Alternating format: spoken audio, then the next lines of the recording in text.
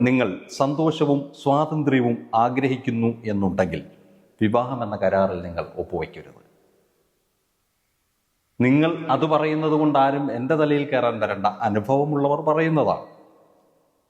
ഇനി നിങ്ങളോടൊപ്പം ചേരുന്ന ഒരു പങ്കാളിക്ക് അവൾക്ക് ആവശ്യമായ പാർപ്പിടവും വസ്ത്രവും ഭക്ഷണവും നൽകുവാൻ നിനക്ക് സ്വയം പര്യാപ്തതയില്ലെങ്കിൽ നീ വിവാഹമേ കഴിക്കാൻ പാടില്ല.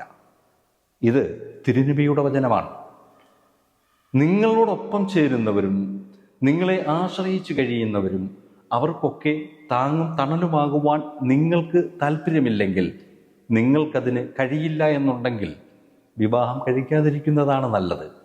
കാരണം ഉത്തരവാദിത്തമില്ലാത്ത ഒരു പിതാവിൻ്റെ മക്കളായി ദാരിദ്ര്യത്തിലേക്ക് പിറന്നു വീഴുന്ന കുറച്ചു കുട്ടികളുടെ അച്ഛനായി നിങ്ങളെ ലോകം കാണുന്നത് അത്ര നല്ല കാര്യമൊന്നുമല്ല. വിവാഹം കഴിക്കുന്നത് കൊണ്ട് കുഴപ്പമില്ല. നിങ്ങൾക്ക് നിങ്ങളുടെ ജീവിതത്തിൻ്റെ അവസാനം വരെയും അവരുടെ ജീവിതത്തിൻ്റെ അവസാനം വരെയും എല്ലാം ഷെയർ ചെയ്ത് ഒന്നിച്ച് ഒരു മനസ്സോടുകൂടി മുന്നോട്ട് പോകുവാൻ കഴിയുമെങ്കിൽ വിവാഹബന്ധം സ്വർഗതുല്യം തന്നെയാണ്.